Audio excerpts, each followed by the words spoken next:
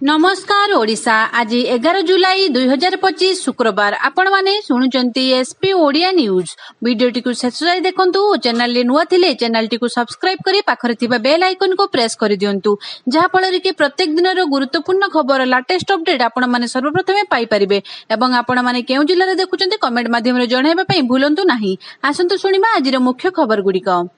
आजिर प्रथम खबर आगामी 6 दिन पाणीपाग स्थिति पूर्वानुमान करी प्रेस रिलीज जारी करिछि आंचलिक पाणीपाग केन्द्र।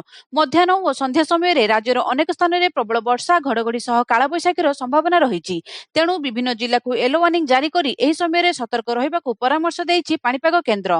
किछि जिला को येलो वार्निंग जारी करी सतर्क करिछि पाणीपाग केन्द्र।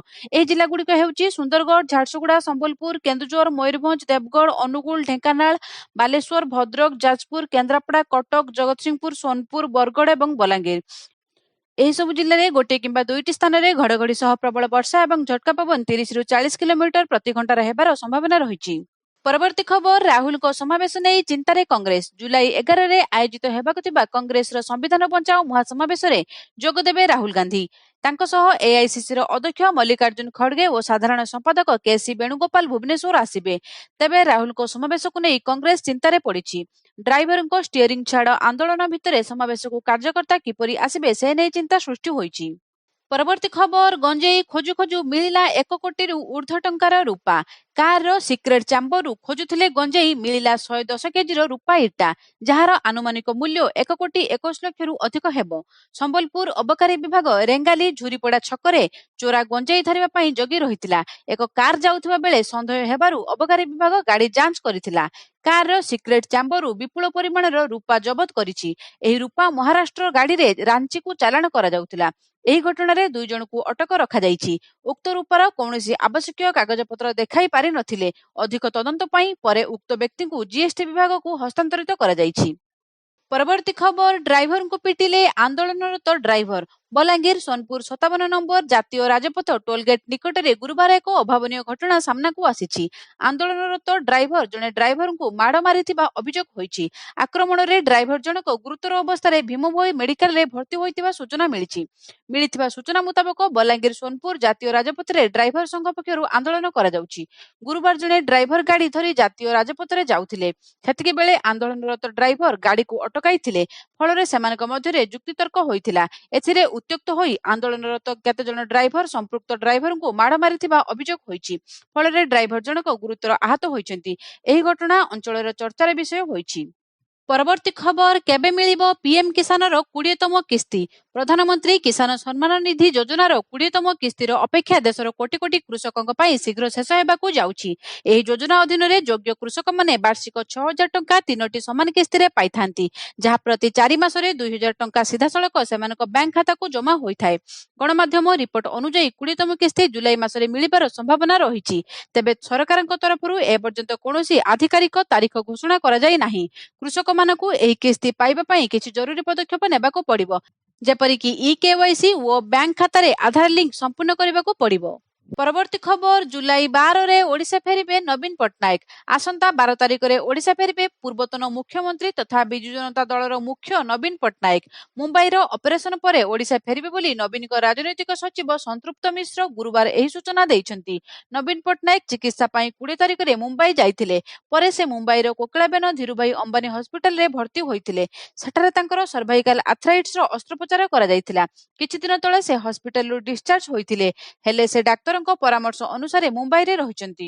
परवर्ती खबर सीबीआई जाल रे MCL general manager. Sundargarh Vasundhara area MCL general manager Akhilesh Kumar Verma गुरुवार सीबीआई जाल रे धरा पड़िछंती। 20,000 टंका लांच नेउथबा बेले अखिलेश सीबीआई अधिकारी हाथ में धरा पड़िथिले। एने सीबीआई पक्षरु एक मामला रुजु करी तांकु कोर्ट चालाण करा जायतिला। कोर्ट रे जामिन नामंजूर हेबारु तांकु 14 दिनिया विचार विभागीय हाजत को पठाई दिया जायतिबा सीबीआई पक्षरु कुहा जायछि। परवर्ती खबर चलित मासरे राशन अधिकारी को मिलिबो गहम। ओडिशार राशन अधिकारी एक खुशी खबर। खाद्य और जोगाण मंत्री कृष्णचंद्र पात्र घोषणा करिसेंति जे चलित मासरे राशन अधिकारी को गहम जोगाई दिया जिवो। राज्य में उपलब्ध गहम तुरंत खाउटी को बंटन करने को मंत्री निर्देश देइछंती। मंत्री पात्र कहिसेंति जे राज्य को जेतिकी गहम प्राप्त होईछि ताहा राशन अधिकारी को वितरण करा जिवो। से आहुरी कहिसेंति केंद्र सरकार ठारू परवर्ती पर्याय रे गहम आसिले मध्य खाउटी को ताहा जोगाई दिया जिवो। एहा पूर्वरु मंत्री केंद्र खाद्य ଓ ସାର୍ବଜନୀନ ବଣ୍ଟନ ବ୍ୟବସ୍ଥା ମନ୍ତ୍ରୀଙ୍କ ନିକଟରେ ଗହମ ଯୋଗାଣ ବୃଦ୍ଧି ପାଇଁ ଦାବି ରଖିଥିଲେ। ସେ ଜଣାଇଛନ୍ତି ଯେ ଲୋକଙ୍କ ଗହମ ପ୍ରତି ଚାହିଦାକୁ ଦୃଷ୍ଟିରେ ରଖି ଏହି ପଦକ୍ଷେପ ନିଆଯାଇଛି। ପରବର୍ତ୍ତୀ ଖବର, ରାଞ୍ଚିରେ ଅମିତ ଶାହଙ୍କ ଉପସ୍ଥିତିରେ ଏକାଠି ବସିବେ ମୁଖ୍ୟମନ୍ତ୍ରୀ ମୋହନ ମାଝୀ ଓ ମମତା ବାନାର୍ଜୀ। ଝାଡ଼ଖଣ୍ଡର ରାଜଧାନୀ ରାଞ୍ଚିରେ ଗତକାଲି 27ତମ ଇଷ୍ଟର୍ଣ୍ଣ ଜୋନାଲ କାଉନସିଲ ବୈଠକ ଅନୁଷ୍ଠିତ ହୋଇଛି। କେନ୍ଦ୍ର ଗୃହମନ୍ତ୍ରୀ ଅମିତ ଶାହଙ୍କ ଅଧ୍ୟକ୍ଷତାରେ ଅନୁଷ୍ଠିତ ଏହି ବୈଠକରେ ଓଡ଼ିଶା, ବିହାର, ପଶ୍ଚିମବଙ୍ଗ ଏବଂ ଝାଡ଼ଖଣ୍ଡର ମୁଖ୍ୟମନ୍ତ୍ରୀମାନେ ଯୋଗ ଦେବେ। ଏହା ସହିତ ଏହି ରାଜ୍ୟଗୁଡ଼ିକର ବରିଷ୍ଠ ପ୍ରଶାସନିକ ଅଧିକାରୀମାନେ ମଧ୍ୟ ବୈଠକରେ ଉପସ୍ଥିତ ରହିବେ। ଓଡ଼ିଶାର ମୁଖ୍ୟମନ୍ତ୍ରୀ ମୋହନ ଚରଣ ମାଝୀ ରାଜ୍ୟରେ ଚାଲିଥିବା ଡ୍ରାଇଭର ମହାସଂଘର ଷ୍ଟିଅରିଂ ଛାଡ଼ ଆନ୍ଦୋଳନ ସମେତ ଅନ୍ୟ ପ୍ରଶାସନିକ ଓ ସୁରକ୍ଷା ସମ୍ବନ୍ଧୀୟ ପ୍ରସଙ୍ଗ ଉଠାଇବେ ବୋଲି ଜଣାପଡ଼ିଛି। ଏହି ବୈଠକ ପୂର୍ବାଞ୍ଚଳ ରାଜ୍ୟଗୁଡ଼ିକର ବିକାଶ ଓ ସୁରକ୍ଷା ସମ୍ବନ୍ଧୀୟ କାର୍ଯ୍ୟକୁ ଆହୁରି ତ୍ୱରାନ୍ୱିତ କରିବ ବୋଲି ସୂଚନା ମିଳିଛି। ବୈଠକ ଶେଷରେ ଏକ ଯୌଥ ବିବୃତ୍ତି ଜାରି କରାଯାଇ ଆଲୋଚନାରୁ ଉଠିଥିବା ଗୁରୁତ୍ୱପୂର୍ଣ୍ଣ ନିଷ୍ପତ୍ତିଗୁଡ଼ିକୁ ସାଧାରଣରେ ପ୍ରକାଶ କରାଯାଇପାରେ। ପରବର୍ତ୍ତୀ ଖବର, ତୃତୀୟ ଦିନରେ ଡ୍ରାଇଭର ମହାସଂଘର ଷ୍ଟିଅରିଂ ଛାଡ଼ ଆନ୍ଦୋଳନ। ଓଡ଼ିଶା ଡ୍ରାଇଭର ମହାସଂଘର ଷ୍ଟିଅରିଂ ଛାଡ଼ ଆନ୍ଦୋଳନ ତୃତୀୟ ଦିନରେ ପହଞ୍ଚିଥିବା ବେଳେ ରାଜ୍ୟରେ ପେଟ୍ରୋଲ, ଡିଜେଲ ଓ ଅତ୍ୟାବଶ୍ୟକ ସାମଗ୍ରୀର ପରିବହନ ପ୍ରାୟତଃ ସମ୍ପୂର୍ଣ୍ଣ ବନ୍ଦ ହୋଇପଡ଼ିଛି। ଏହି ଧର୍ମଘଟ ଯୋଗୁଁ ରାଜ୍ୟର ଅନେକ ପେଟ୍ରୋଲ ପମ୍ପରେ ତୈଳ ସଙ୍କଟ ଦେଖାଦେଇଛି ଏବଂ ଘରୋଇ ବସ୍ ଚଳାଚଳ ବନ୍ଦ ରହିଥିବାରୁ ଯାତ୍ରୀମାନେ ମଧ୍ୟ ଚରମ ଅସୁବିଧାର ସମ୍ମୁଖୀନ ହେଉଛନ୍ତି।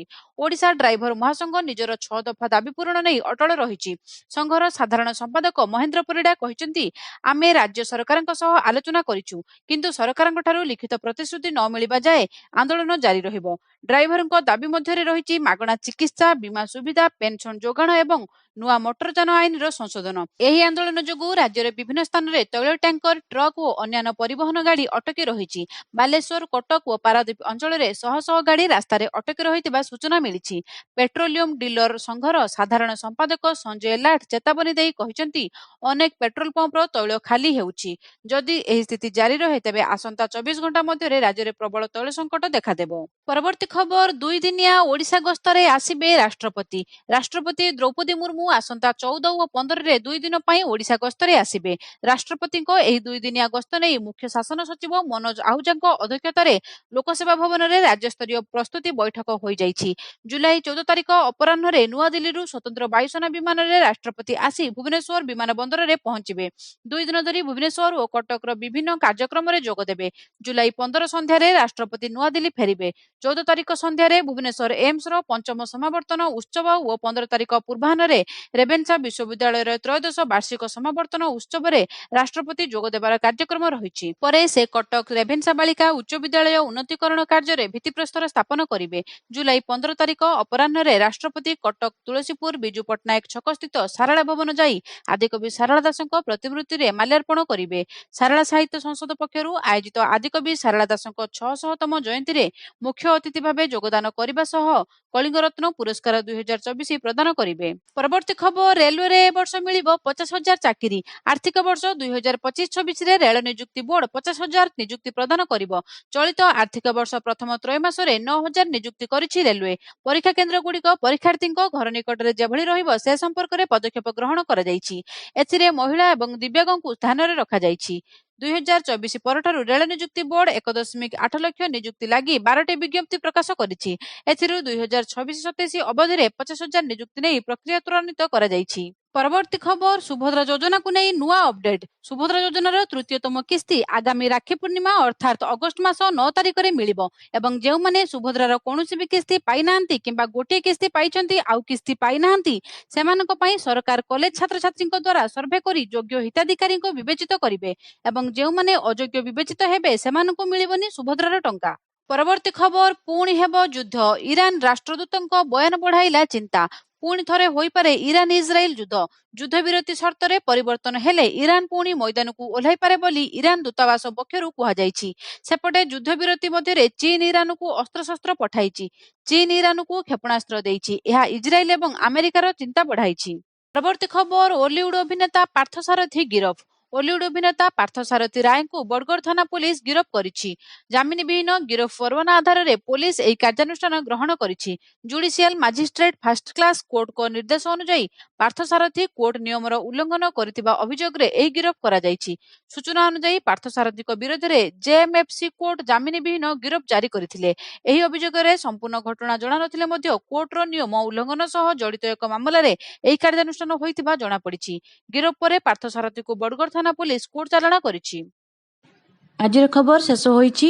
ଆଗାମୀ ନୂଆ ଖବରର ଅପଡେଟ୍ ଜାଣିବା ପାଇଁ ଚ୍ୟାନେଲଟିକୁ ସବସ୍କ୍ରାଇବ୍ କରନ୍ତୁ। ଧନ୍ୟବାଦ।